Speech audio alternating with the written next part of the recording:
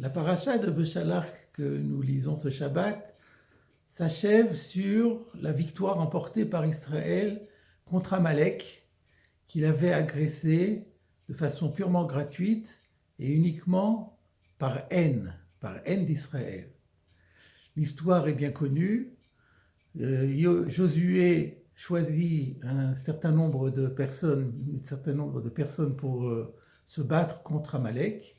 Quant à Moshe, accompagné de son frère Aaron et de son neveu Hur, il monte sur la colline, sur la tête de la colline, d'où il peut être vu de loin par tout le monde. Et puis on nous dit que Moshe a levé les mains au ciel, et puis qu'à un moment donné, ses mains étaient lourdes. Alors Aaron et Hur ont pris une pierre, l'ont installée sous lui, apparemment il était debout jusqu'à présent, et là il a pu s'asseoir sur sa pierre, et Aaron et Hur ont soutenu ses bras, chacun d'un côté de son corps, et ainsi il a... ah oui, j'ai oublié de signaler d'abord que le verset nous disait que lorsque Moshe levait les mains, alors Israël l'emportait, et lorsqu'Israël baissait les mains, eh bien c'est Amalek qui l'emportait. Et c'est pour ça que lorsque les mains de Moshe ont été lourdes, ça a posé un problème et que Aaron et Hur ont trouvé la solution en soutenant ses bras d'un côté et de l'autre. Et le verset continue en disant Vayehi Yadav Emuna ad Bo Hashemesh. C'est une expression un petit peu obscure que Rashi rend de la façon suivante, que en levant les mains, en gardant les mains levées au ciel, Moshe Rabbeinu a pu constituer une prière qui était remplie de foi et de ferveur. On s'étonne on se demande pourquoi la Torah consacre un tel luxe de détails à ce passage, alors qu'on sait que chaque mot de la Torah est pesé au trébuchet et calculé.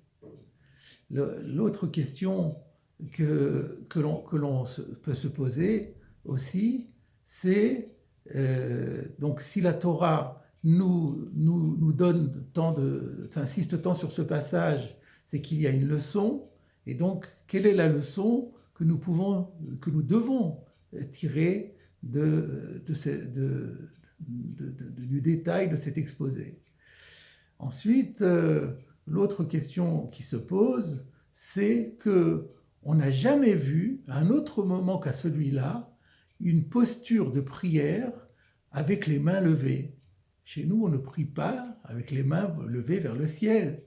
Pourquoi juste à ce moment-là, Moshe Rabbeinu a levé les mains vers le ciel? Et il y a une troisième question, et celle-ci est déjà soulevée en toutes lettres dans une Mishnah, à la fin du 3e chapitre de Rosh Hashanah. Quel est le rapport de cause à effet entre la position des mains et le résultat sur le terrain du combat? Que lorsque les mains étaient levées, c'était la victoire, et le contraire, lorsque lorsque Moïse baissait les bras. À cette question, la réponse de la Mishnah est bien connue. C'est pour t'enseigner que tant que les enfants d'Israël avaient le regard tourné vers le haut et qu'ils soumettaient leur cœur à leur Père qui est au ciel, alors dans ce cas-là, ils étaient victorieux. Par contre, lorsque c'était le contraire, alors ils chutaient. Et nous avons ici donc la réponse à toutes nos questions. Si Moshe Rabbeinu levait les bras, exceptionnellement ici, et c'est ça la leçon qui nous est donnée, c'est que c'était pour inciter les enfants d'Israël, renforcer les enfants d'Israël dans leur prière, puisqu'ils étaient dans une situation de danger pour leur vie et qu'ils avaient absolument besoin de l'assistance divine.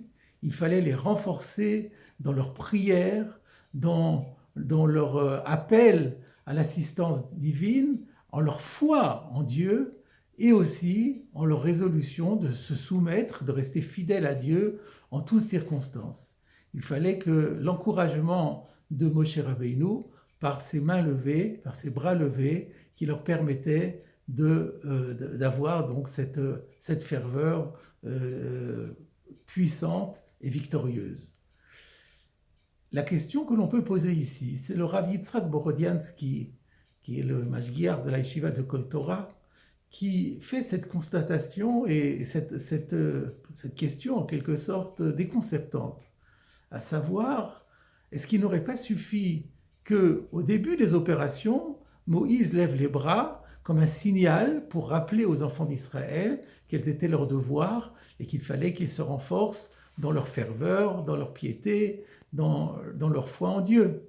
Pourquoi fallait-il constamment que Moïse ait les bras levés et qu'il suffise que Moïse baisse un temps les bras pour qu'à ce moment-là, les enfants d'Israël cessent de penser à Dieu et que, en conséquence, ce soit Amalek qui remporte la victoire. Ceci est d'autant plus étonnant que, comme nous le disions, la situation était une situation de survie pour Israël. Et donc le besoin de faire appel à Dieu était un besoin naturel. Pourquoi fallait-il qu'à chaque instant, Moïse soit là pour leur rappeler et qu'il suffisait qu'il baisse les bras une seconde pour qu'il l'oublie? Et cela pendant une journée tout entière. La réponse s'impose d'elle-même. La réponse est que ce qu'on appelle en hébreu la kavana. La kavana, c'est l'intention, la concentration, la ferveur, le recueillement que l'on met dans nos prières demande des efforts de tous les instants. Et d'ailleurs, c'est un enseignement qu'on trouve dans le Talmud en Berachot, page 32b, qu'il dit « Arba'at tzrichim chizuk ». Il y a 4 éléments qui ont besoin d'un chizuk. Rashi explique qu'on y mette toutes ses forces en permanence. De quoi s'agit-il? La Torah, les bonnes actions, la tefila, la prière, et aussi le derech eretz que Rashi explique, le métier, qui demande aussi un investissement permanent. Mais la tefila, d'où le savons-nous? Par un verset que nous connaissons bien, le dernier verset du psaume 27, « Kave el Hashem » espère en Dieu, Chazak veyametz libecha vekave el Hashem. Sois fort, que ton cœur soit ferme et espère en Dieu. Donc, je suis dans une situation où j'espère en Dieu, ça suffit pas. Il faut que tu sois fort, il faut que ton cœur soit ferme, c'est-à-dire que tu mettes des efforts permanents et que tu y mettes toutes tes forces pour espérer en Dieu. Comment comprendre cela? Ceci s'explique par ce que dit déjà le Mesilat Yesharim, l'auteur du Sentier de rectitude, dans le chapitre 25 à propos de l'apprentissage de la crainte divine. Pourquoi c'est difficile de faire l'apprentissage de la crainte de Dieu? Mais parce que Dieu, on ne le voit pas. C'est le même problème pendant la prière. Nous avons un interlocuteur divin, mais on ne le voit pas. On ne peut pas l'appréhender par aucun de nos sens. Et c'est pourquoi il faut faire un effort intellectuel permanent et très puissant pour arriver à nous imaginer que Akadosh Baruch Hu est présent devant nous. Voilà la difficulté qu'il y a dans la Kavana. Eh bien, mes chers amis, cette paracha de Amalek vient nous enseigner que dans les périodes de danger, dans les périodes de tourment, cette notion de Kavana, elle est fondamentale. Et c'est elle qui peut nous apporter la victoire.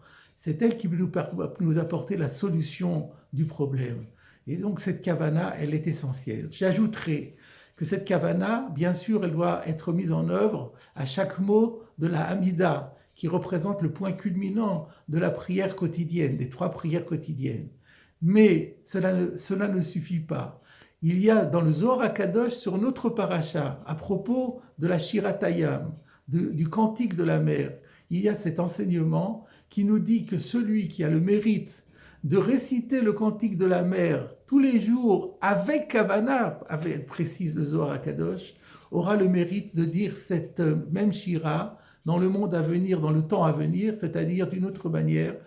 C'est comme ça que le Mishnah Bura, qui le rapporte dans la Halacha, dit que c'est de cette façon qu'on a la rémission de nos fautes.